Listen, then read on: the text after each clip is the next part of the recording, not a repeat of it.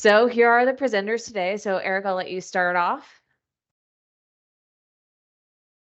Okay, thank you, Stephanie. I'm Eric Vandermeer, principal here at Rushing, and current role is Chief of Engineering. I'll kick it over to Andy. Yeah, hi everyone. Nice to see everybody today. Andy Burnham with Rushing. I'm an associate principal here and I manage our energy services department. And I'm Stephanie Young. I'm principal here, been at Rushing for over 10 years. I'm the director of sustainability and I'm excited to chat with you all today.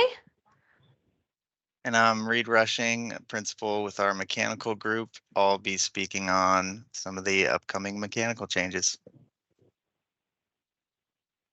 Great. So as you all know, we have been your code experts for over 17 years. We have 7 studios at Rushing: mechanical, electrical, plumbing, lighting, energy, sustainability, commissioning. We will be touching on all these topics within the code updates today, but obviously we only have 60 minutes to go over a lot of changes. So any help, support needed on current, future projects, please don't hesitate to reach out. We are here to help support you both on code, but also just any design construction challenges that you're facing. So really excited to be here. And since we have a lot to cover, I'm immediately going to kick it over to Eric to start talking about all the drama. Okay, so I think most people have heard that as of 2 weeks ago, the state building code did pass 2 motions to delay the 2021 codes. And so those motions were 2 things. One, they delayed the code by the emergency rule process for 120 days. And so they're going to file that emergency rule as late as they can to get the most time that they can to amend the codes. And then, the council, if you listened to the meeting or were there, they debated what they were doing and for like 45 minutes to an hour. So it's a very specific ask that's happening. So essentially, they're looking to amend both the commercial and the residential building energy codes to reduce the risk related to the Berkeley decision and EPCA and EPCA adjacent items. So, what does that mean? So they're essentially going into what's called an off-cycle permanent rulemaking process. They will have to file what's called a CR 101, saying that they're intending to modify the code. Then they're going to convene the energy code tags to look at code proposals. They're not opening up the entire energy code to new proposals and debates. The proposals will be limited to just reducing the risk for preemption of federal rules in how we can develop energy codes, essentially. And the tags will meet, and then it'll go back up through the council. They will file what's called a CR 102, which is a proposed public rule. That has to sit for so many days, and they have to take formal public comment on that rule. And then they eventually would respond to that public comment and file a CR 103, which is the final rule that goes into effect. So, that's a lot to do within 120 days. It'll be interesting to see the code proposals that come in. So I think the code proposals are currently due this Friday to the council, and then they will look to convene the tag to discuss that. So, so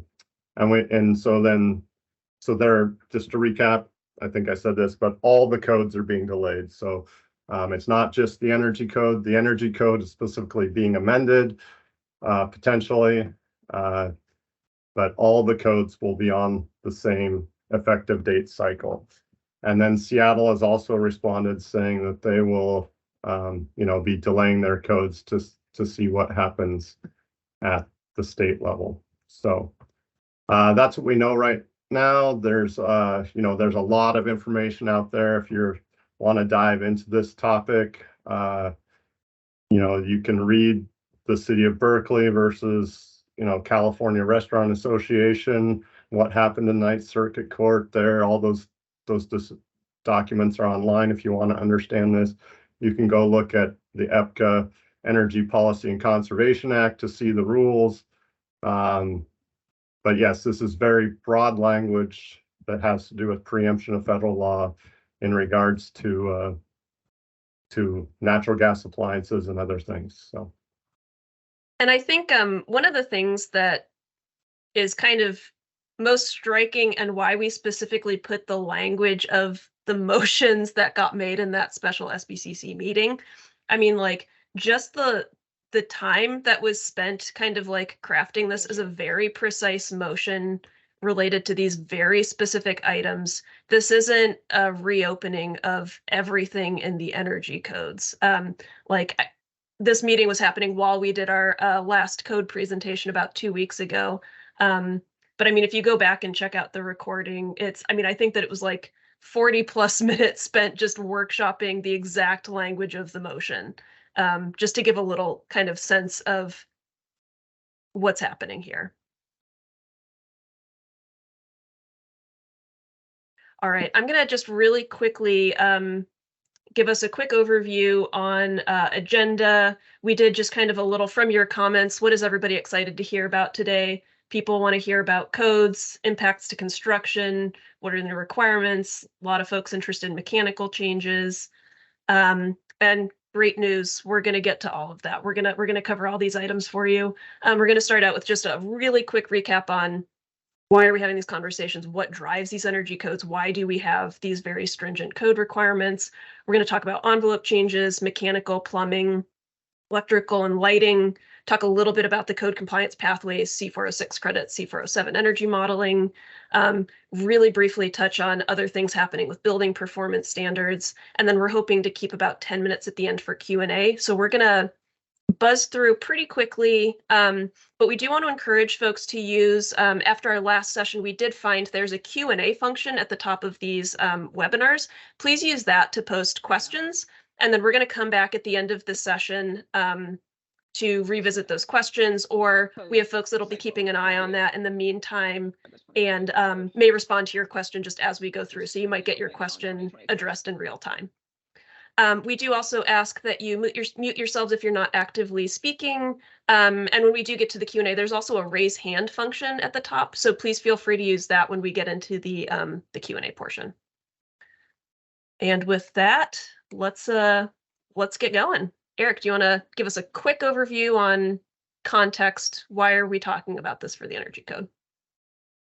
Yeah, so as we mentioned last time, the changes are happening because they're mandated by the legislature. So those goals include developing an energy code by 2031 that reduces the net annual energy usage consumption of buildings by 70%. It also requires us to meet the broader goal of building zero fossil fuel greenhouse gas emission built homes and buildings.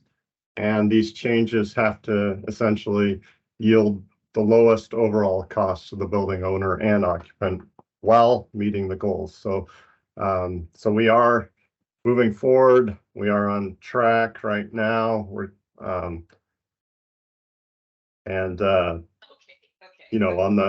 on the residential building side, we're definitely ahead of the curve there, below the lines. On the commercial side, we're kind of between the two lines, but there is cost benefit information available online at the State Building Code Council website if you'd like to look at that.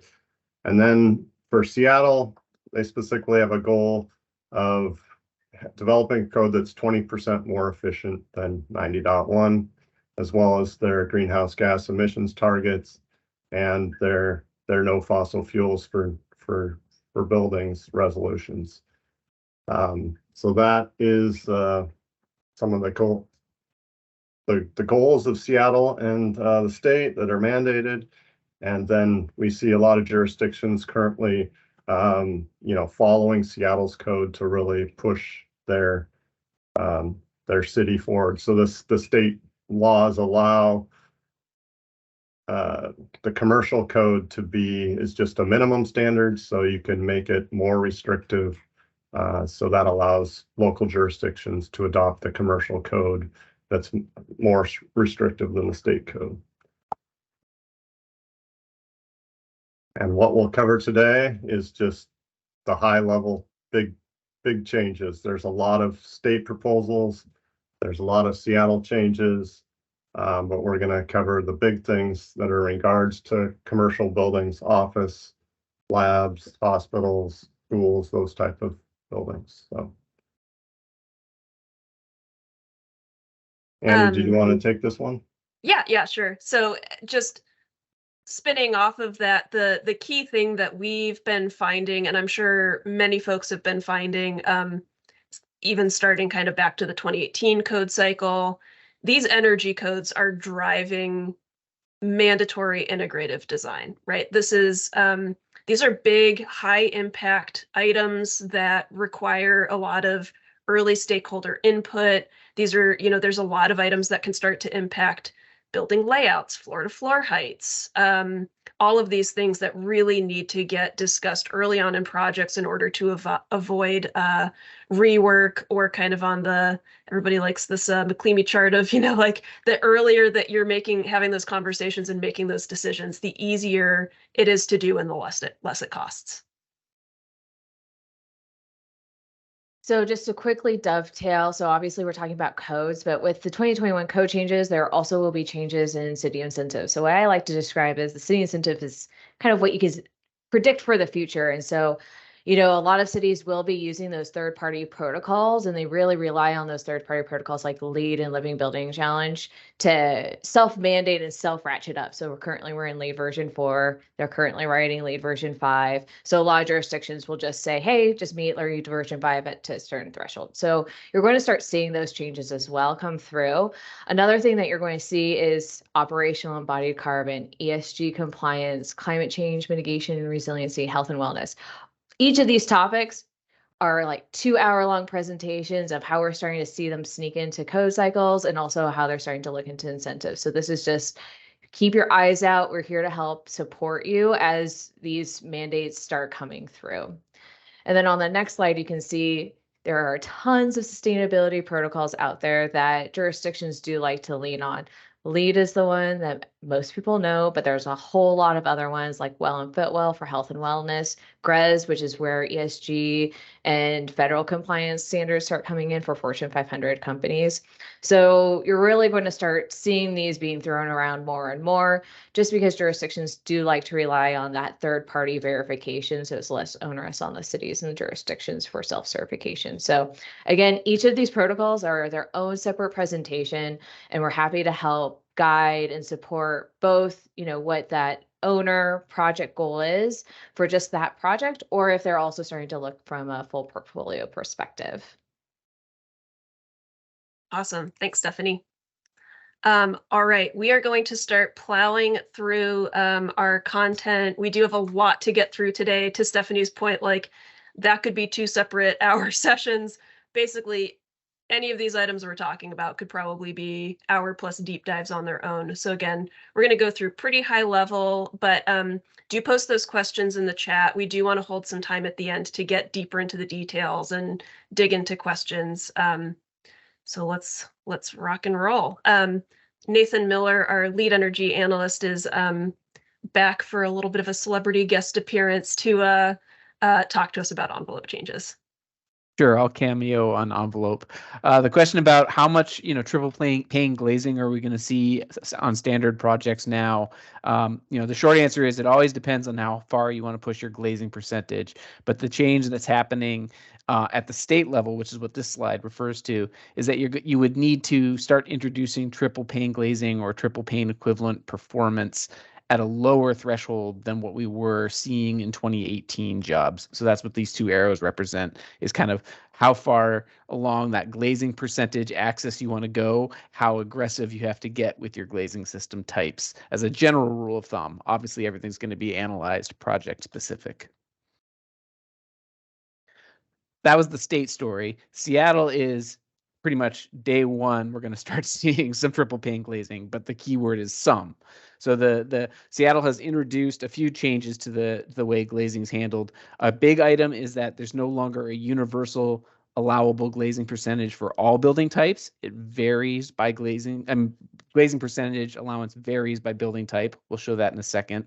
And additionally, there is a non-tradable requirement for a portion of the glazing to achieve high performance targets, which roughly corresponds to triple pane glazing. So right out of the gate, about 20% of your glazing package needs to be essentially triple pane glazing for a Seattle project right now. And then there's ways to extend the allowable glazing percentage by increasing the portion of glass that achieves that high performance target. So here's that range. Oh, wait. Sorry, before we move on, we wanted to really get this last bullet at the bottom in and say it out loud on this call is new 2018 plus, but I mean, even if you're energy modeling, you still have that envelope UA limit. Insulate all of your conditioned spaces in your parking garages. Plan for that insulation in your drive aisle clearances. Know that upfront before you're kind of starting to lay out your garages and lay out your clearances. That's a pretty big one outside of just the glazing. Right. We've had numerous projects, even under the 2018 code cycle, where once Rushing gets involved, it's already too late sometimes to find space for insulation in like stairwells and parking garages, core spaces and parking garages. And those really impact your ability to achieve envelope compliance, especially if you want more glazing percentage. This chart right here shows how Seattle is setting the sort of starting point glazing percentage allowance by building type. We've highlighted some of the project types focused on in this presentation: hospital, schools, office buildings. Really, you can see the range is fairly significant depending on what type of project you're working on. And again, you can extend these to higher glazing amounts by introducing more and more high performance glazing. This right here is an example of a high-rise office. The top arrow is what we would be kind of seeing under 2021 versus the lower arrow is what we were seeing on 2018 projects. So again, that messaging is you start introducing some triple pane glazing at early and earlier thresholds. And again, kind of right out of the gate, needing about 20%, well, needing 20% of the package to achieve a high performance triple pane glazing. You could do that with other technologies. It doesn't strictly have to be triple pane, but that's roughly what we're targeting. The story gets a little different for those occupancy types, such as a smaller office, where Seattle kind of lowered that allowable glazing percentage. So again, this is the same graphs. We'll provide you these slides later on so you can look at them at your own pace. But again, the story is introducing higher performance glazing at lower glazing percentages than what you were used to under even the 2018 code cycle. And then finally, this is at both the state and Seattle level. Air leakage testing requirements, I wouldn't say they're more stringent. They're sort of the same targets we saw before, but what has been eliminated was there was an allowance that you could still get your certificate of occupancy even if you didn't hit the 0.25 CFM per square foot target before. And now that forgiveness is gone. You really do have to hit the target that's been there. All right. Thanks, Nathan. We're going to talk about some of the big mechanical system changes. Lots in this section. So I'm going to kick it over to Reed and Eric. All right, I'm gonna buzz through the space heating requirements.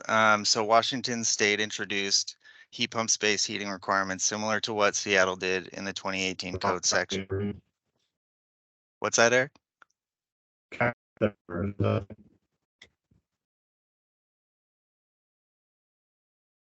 Okay. All right. So new heat pump requirements. What they're not about is single family homes or low rise residential.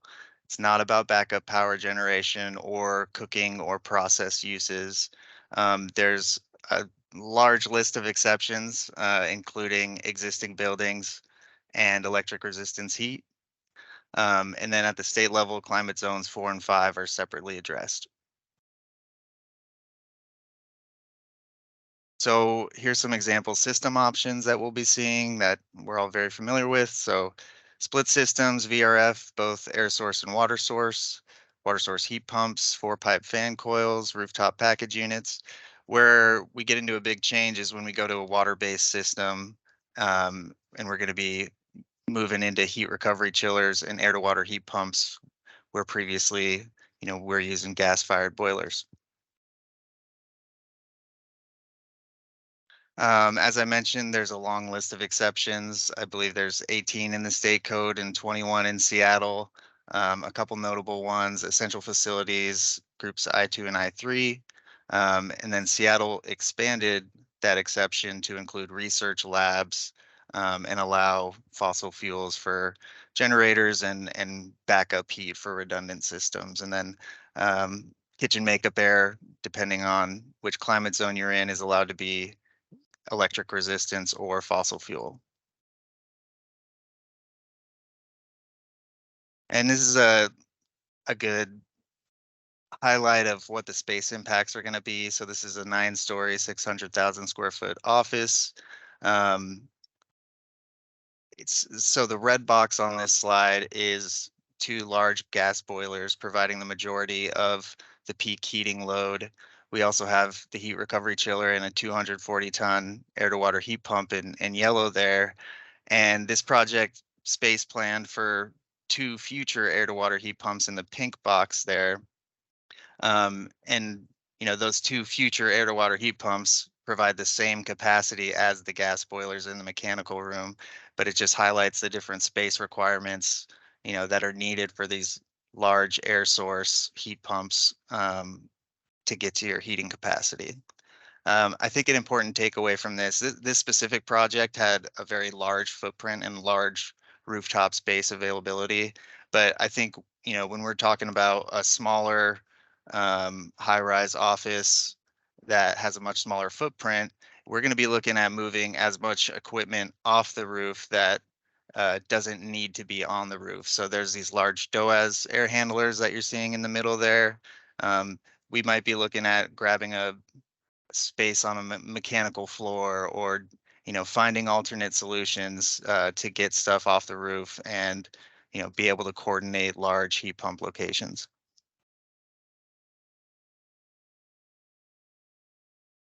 All right, fan power. There are fan power updates at the state and city of Seattle level. It's a pretty significant change to the calculation methodology for basically any fan system of any significant size. It was pulled from Title 24. Some comparisons that we've done to 2018 code cycle and 2015 code cycle, it's definitely a reduction. It kind of goes similar to space heating, where we need to be, dialing in our load calcs early on. We need to be dialing in static pressure calcs early on, because we got to make sure that we're complying with these fan power requirements. And just to kind of reiterate what that means, dialing in those static pressure calcs, Reed, that's lowering duct velocities, that's shaft sizes, those are again, high impact items, potentially. Exactly. Eric, do you want to take ERV heat exchanger types? See if Eric's audio is working now. Yeah, is my audio working? Yeah, Yes, it's good. all right, excellent. Okay, so the big change here is that the efficiency has gone, the winter effectiveness required for the energy recovery has gone up. So we're at the state level, it was a 50%, I believe 50% enthalpy requirement. We've gone to 60% enthalpy or 68% sensible. You can choose how you want to do that.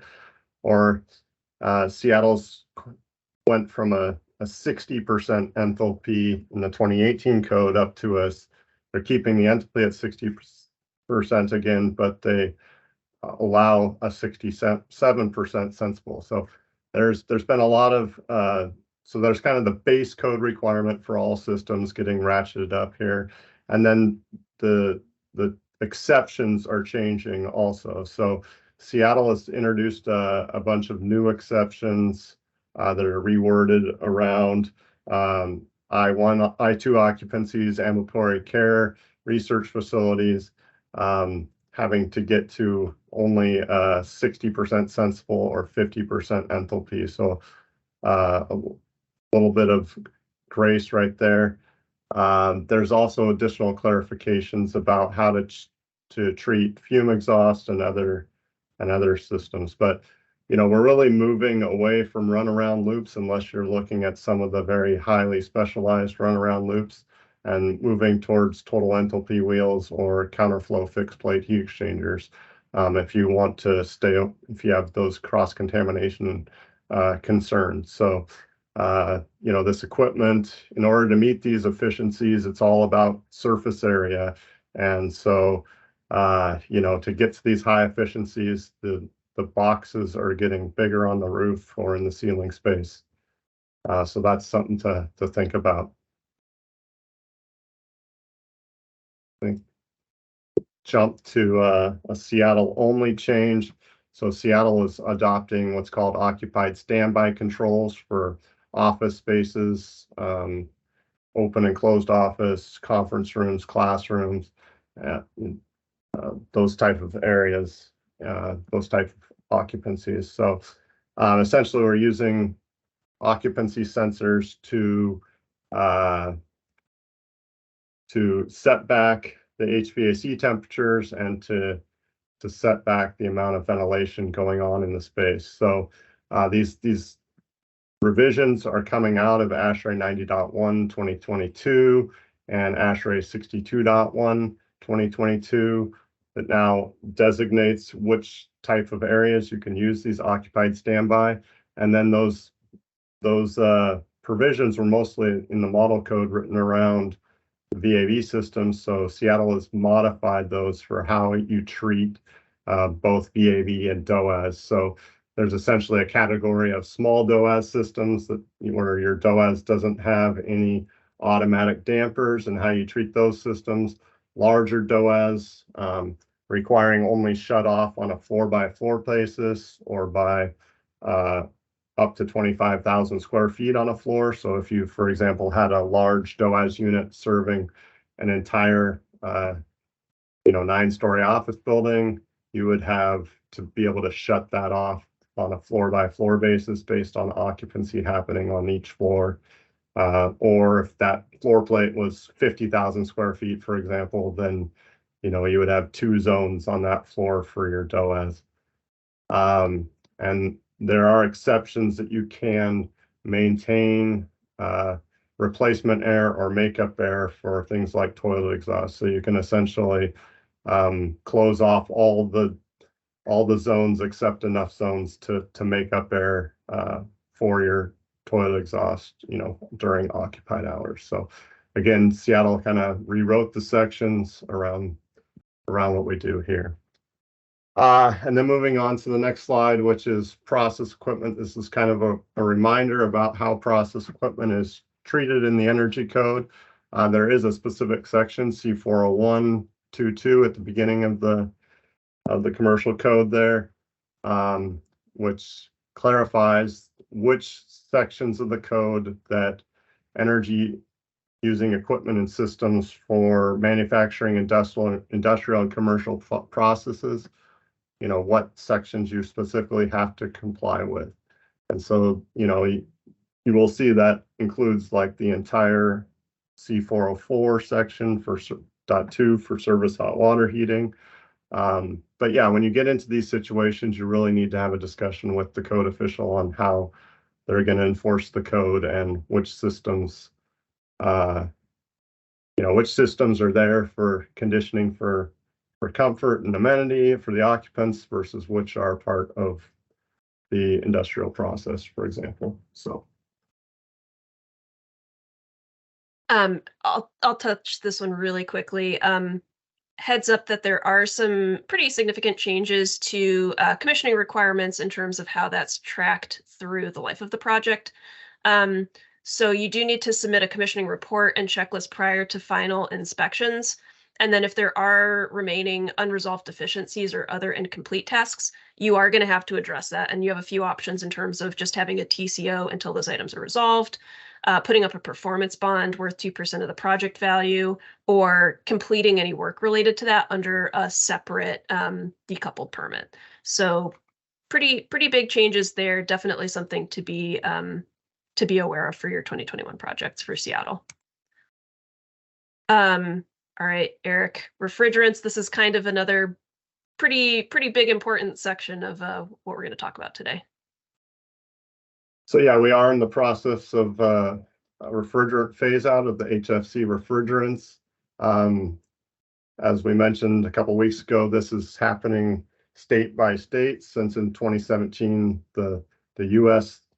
kind of federal rules were repealed by the administration back in 2017. So there is a lot of differences between the states, as you can see on this summary slide.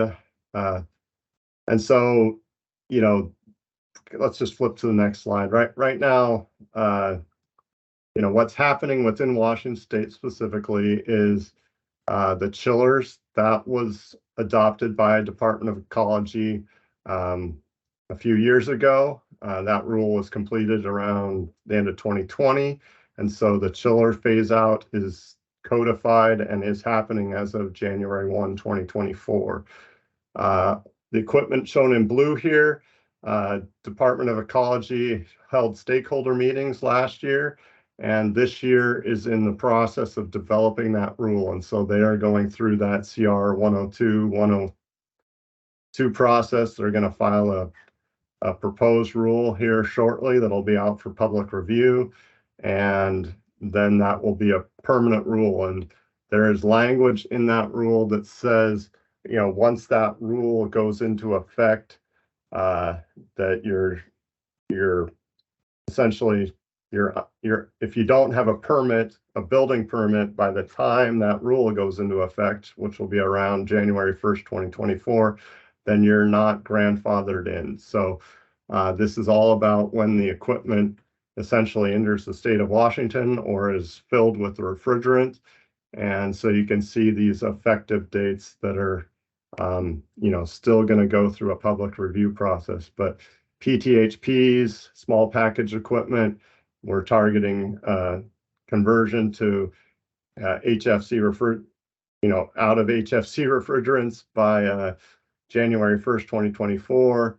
Other equipment, including VRF systems, probably likely January 1, 2026.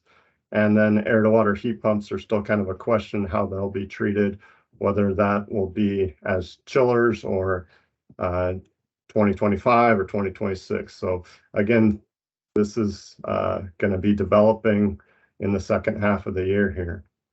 And then our current understanding is that potable water source heat pumps are not included in this phase out. And as part of this process has been developing and reclassifying all the refrigerants. So where we used to have 3 classifications or 3 levels, A1, A2, A3, or B1, B2, B3, we now have the A2Ls and the B2L refrigerant classifications. So that's all happened in the model code level and in the 2021 IMC. There's new rules for this, but as you see, we're moving off of R410A and R34 that have a higher global warming potential and moving to other refrigerants that have a lower global warming potential, but may have a slightly higher flammability criteria. So let's jump to the next slide. So like I mentioned, the 2021 mechanical code does have rules for how to install split systems with these slightly flammable refrigerants. And so that includes protection of the piping, how that piping is routed vertically between floors and shafts, and you know, how those shafts are now vented to the outside, whether by natural or mechanical means. So just a lot to get up to speed. You know, will we see a transition to more chilled water, hot water projects, or more to packaged equipment and away from split systems? That's kind of to be seen, and we're kind of waiting to see which refrigerants each manufacturer is moving to. So, anyways, let's go to the next slide. Is this Andy? You talking about this one? Yeah, we'll gloss over this one pretty quickly, but just an FYI that there are some new pathways within the 2021 version of the code that specifically address how to account for credit of district energy systems. There's always been some exceptions to permit district energy system connections, but part of these new proposals is providing C406 credits or an explicit guideline on how you can model credit for the district energy plant within C407. Lots of details there, but it is just an important new pathway that's kind of being pioneered within Washington's codes.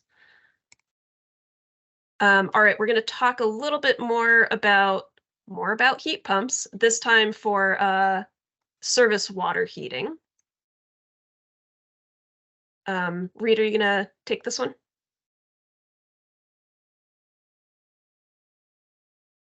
I can take this one. Okay. So yeah, as a reminder, at the state level, essentially for domestic hot water, service hot water heating systems, 50% of that load at a 40-degree outdoor air temperature must be met by heat pump, and then there are options for having either electric or natural gas backup.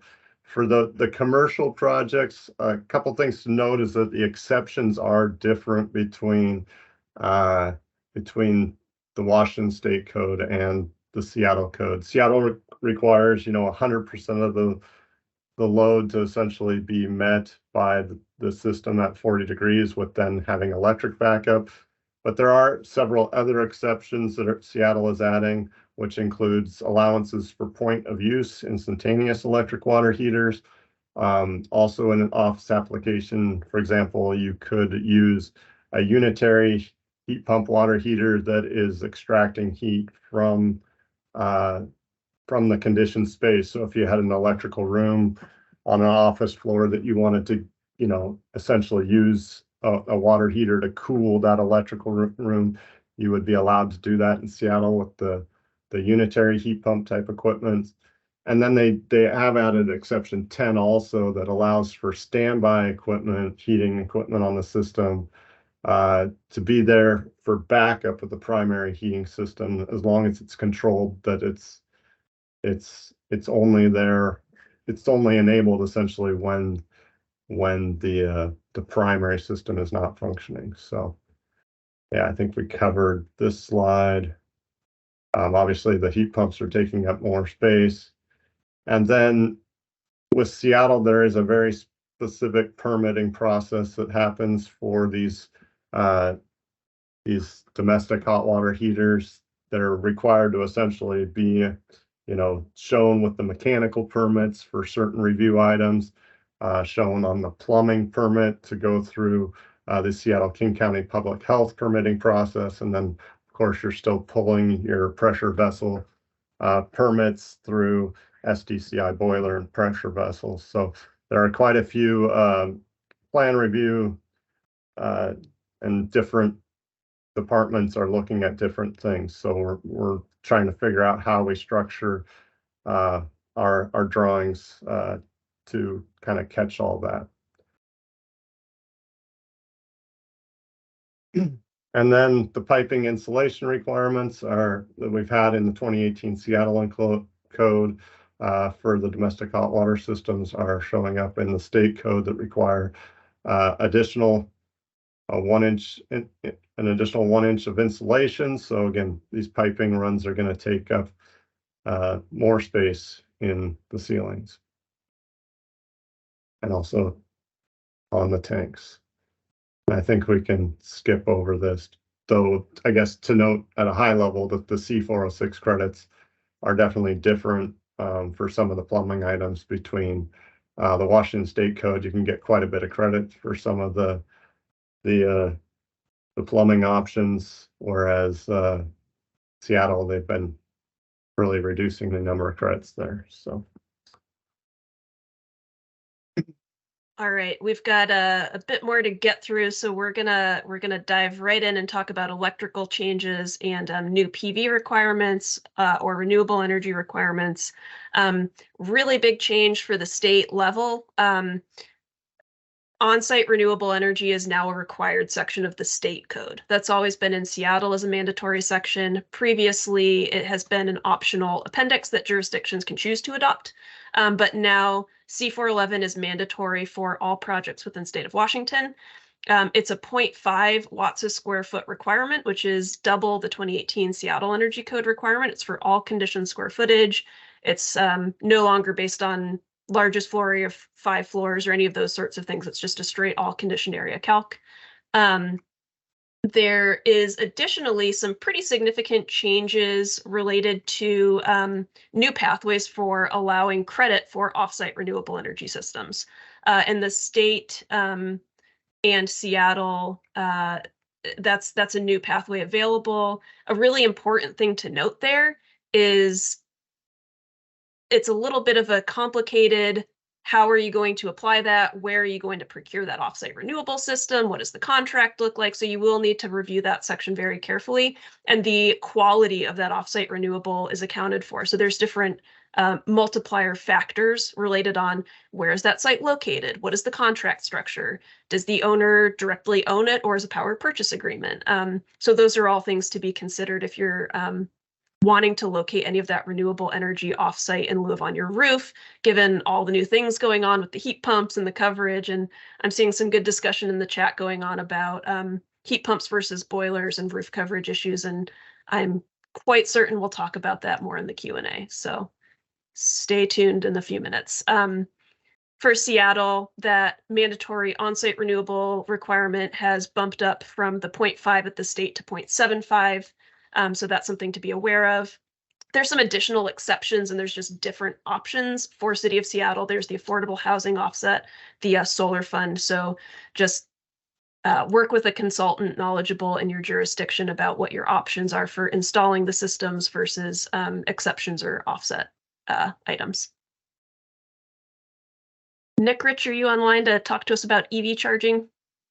Yes, I am. Thanks, Andy. All right. So in a nutshell, I think many people are already aware that the big change in this cycle is we've been working up to EV readiness and EV capacity of electrical systems. The 2021 code expands that to where we've got a requirement for day one EV charging. In short, for commercial or non-residential, I call it the 10, 10, and 10. So you can see from our little chart here below, comparing to the 2018, where we have EV readiness and then the capacity. Now we're looking at day one EV, level 2 EV charging, plus the EV readiness, and then EV, not just capacity, but capability. So we still have raceways plus the service capacity. The code further refines the definition for automatic load management to where the EV ready and capacity can be reduced up to 50%. So you can see the overall capacity for non-residential basically matches what you could do in 2018, but it does include the day one. Awesome. Thanks, Nick. All right, we are gonna do some really quick plowing through because we do want to keep some time for Q&A. There are some Seattle changes to sub-metering. There's some new requirements for your parking facilities. Keep an eye out for that if you do have a project with the parking garage.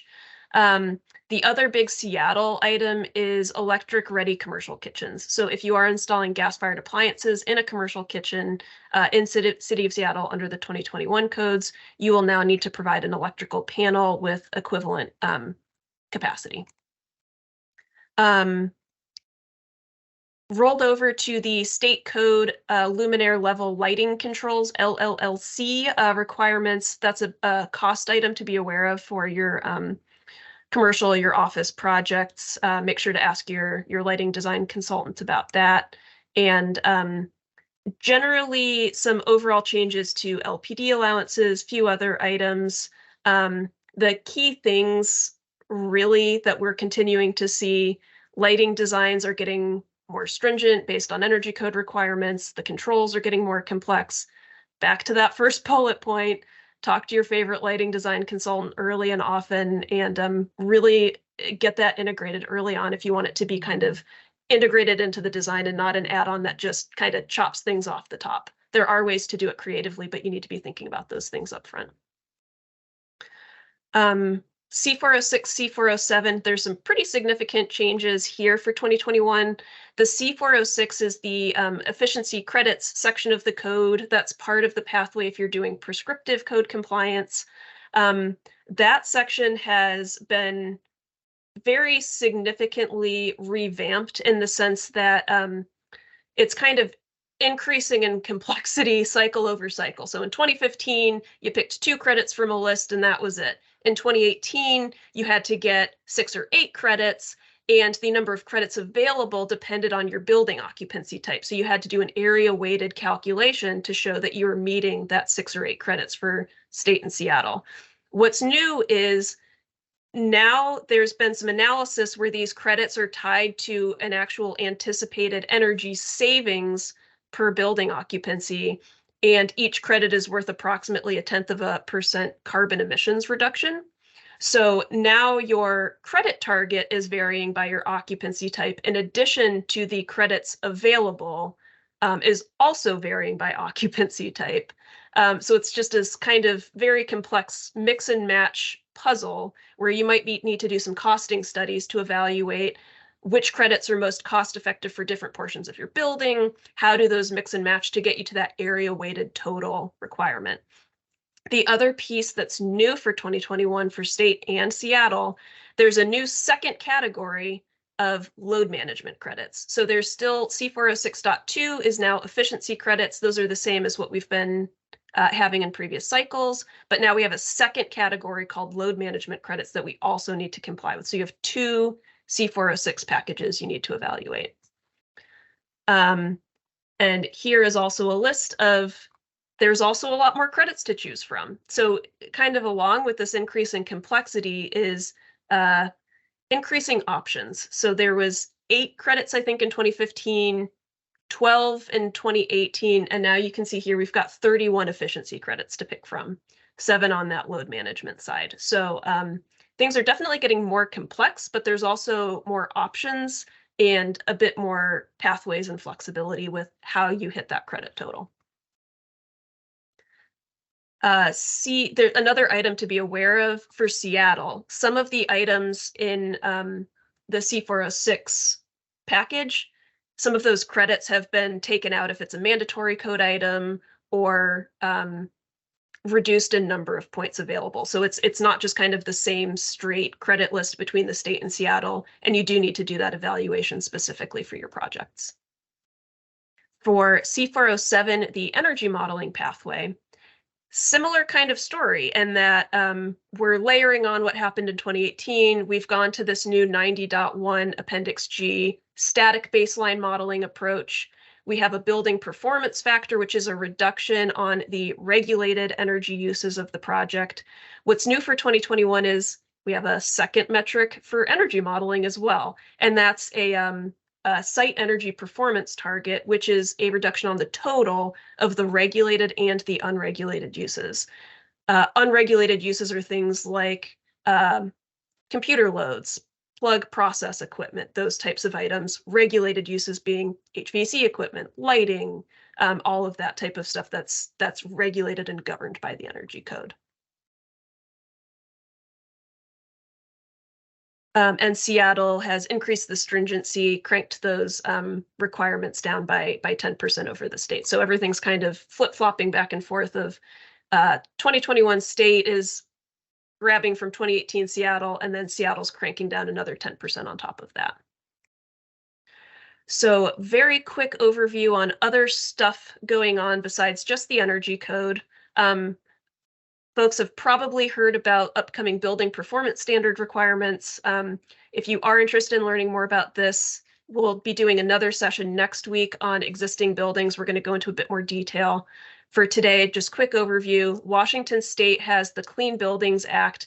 It's an existing building performance standard. So all existing buildings starting in 2026, phasing in on building size that are governed by this policy need to comply with an EUI, an energy usage intensity target. So that's a BTUs per square foot on an annual basis.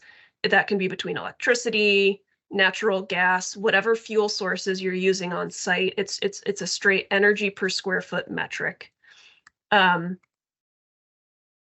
there is tier 1 going into effect 2026. There's rulemaking for tier 2 that reduces the threshold from 50,000 square foot and larger buildings to 20,000 square foot and larger buildings. That rulemaking is currently in progress and will go through an initial reporting phase before compliance is required starting in 2031. Seattle is layering on top of that an additional building performance standard called BEPS. It's Building Emissions Performance Standard.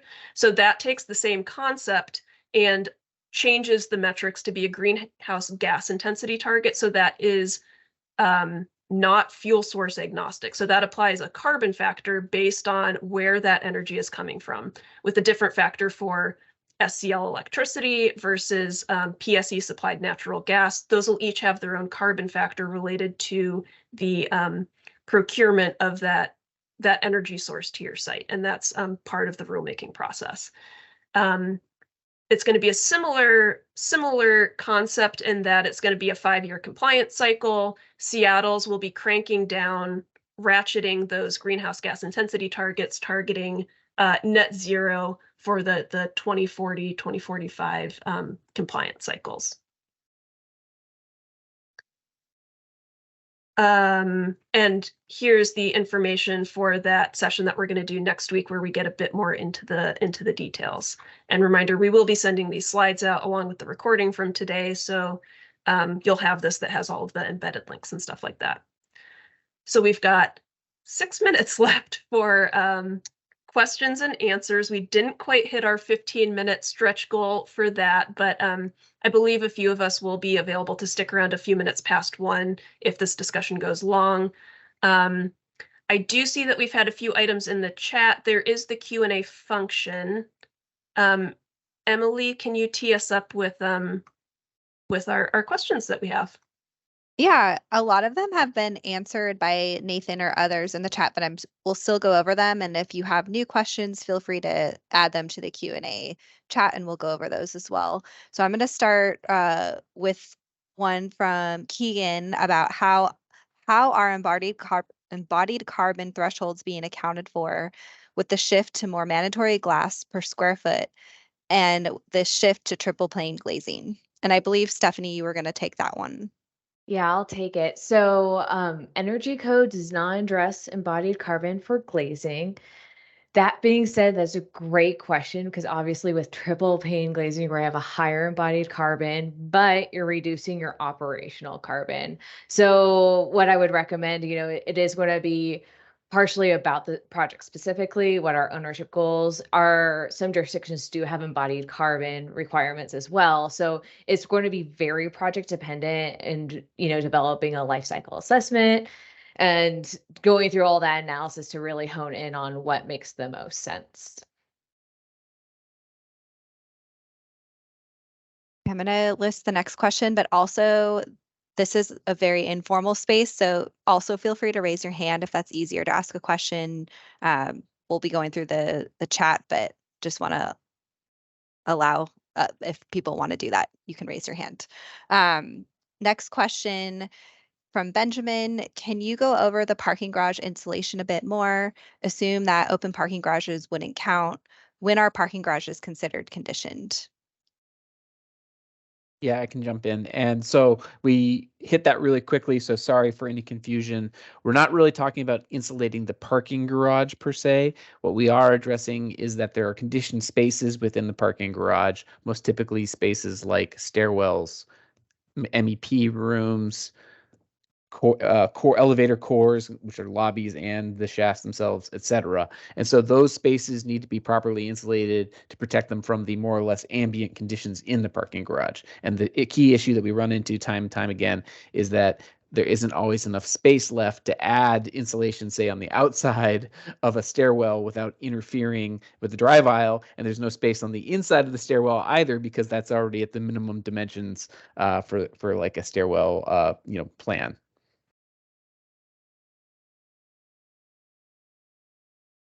Thanks, Nathan. There's a few new questions in the chat that I'm going to jump to from Tim. Outside of essential facilities, are emergency showers required to utilize heat pump water heaters? Any exceptions? Great question. I think for a straight read of the code, yes, but who knows? Yeah, so I mean, this says what the code currently says at the state level is that energy using equipment for manufacturing, industrial, or commercial process does have to comply with C404.2, and C404.2 is the surface hot water heating section. And so, yeah, again, recommend talking to the code official, using the code alternate process or alternate means and methods to clarify that. I think the good news is that we have gotten, for Seattle at least, that standby heating equipment section to be able to put electric backup heaters in as needed, and then just to interlock that. So if the heat pump heating system couldn't keep up for some reason, that exception could be used to engage an electric heating system for Seattle. But again, whether that's intentional in the state code or not, maybe it's an oversight. Definitely more clarification.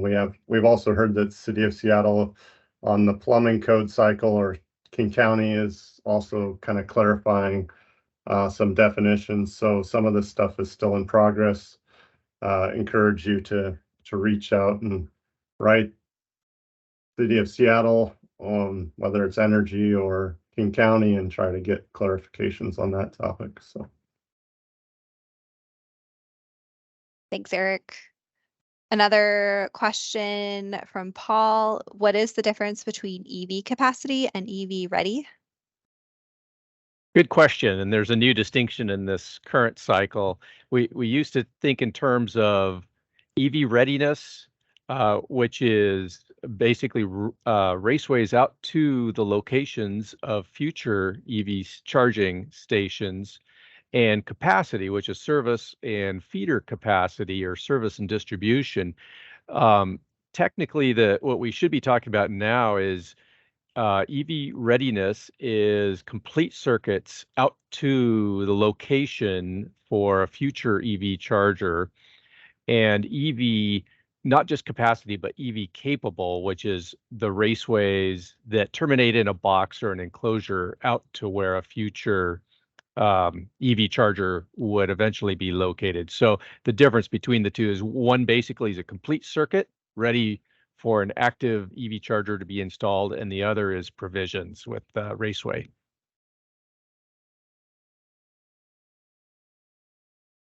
Thanks for that clarification, Nick. So we are right at 1 o'clock. So understood. Some folks probably do need to drop in. We do want to thank everybody for joining us today. If anybody wants to stick around for a few more minutes, I think that may have been most of our questions. There might be a couple other items we can keep chatting for a few, but for folks that have a 1 o'clock meetings and need to jump, thanks for joining us, and we'll hope to see you next week to talk about existing buildings too. I think the one other question, I saw Ben Gazan had a question on any idea what the front running proposals are regarding, I assume that's regarding the code delay tags. Yeah. I think that what we've generally heard is there are some thoughts on a proposal to make heat pumps prescriptive rather than mandatory. So there would be a pathway where you could, in theory, energy model fossil fuel equipment with some additional package of ECMs. I think that that's one concept that's been discussed. Eric, others, not sure if there's any other comments or thoughts there. Yeah, I mean, I think it's to be determined. The federal preemption ruling by the Ninth Circuit Court is a pretty broad ruling. So yeah, the tag's going to have a difficult time to look at different proposals that come in and how they're structured.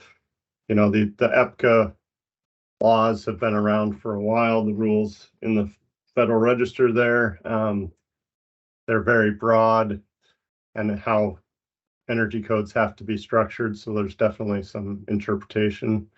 But yeah, I think there's multiple ways that it can be addressed with some pretty simple changes. And so we'll see how it plays out. So.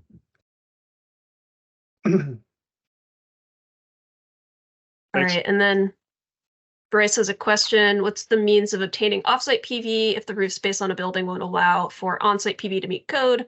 Would the owner or design team source a location to install an array? Yeah, let me jump back over to that slide.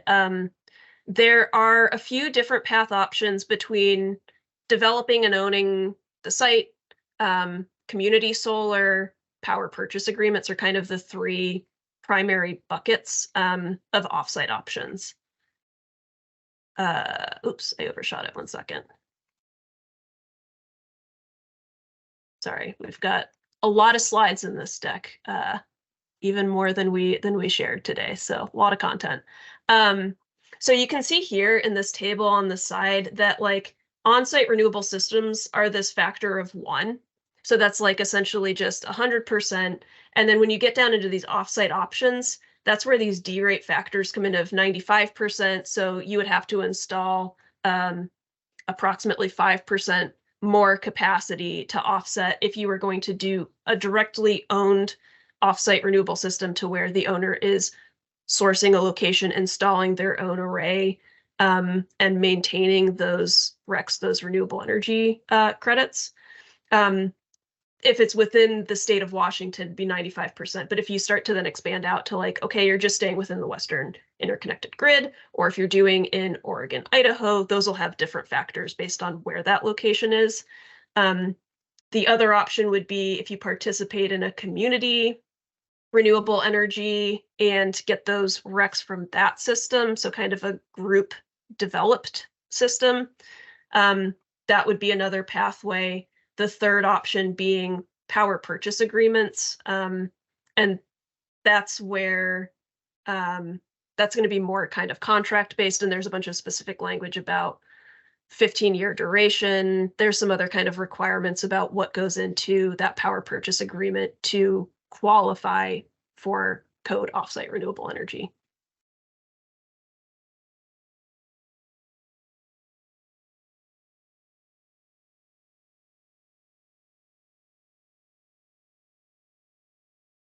All right, do we have any other questions before we wrap up? I think we've addressed all the items in the chat.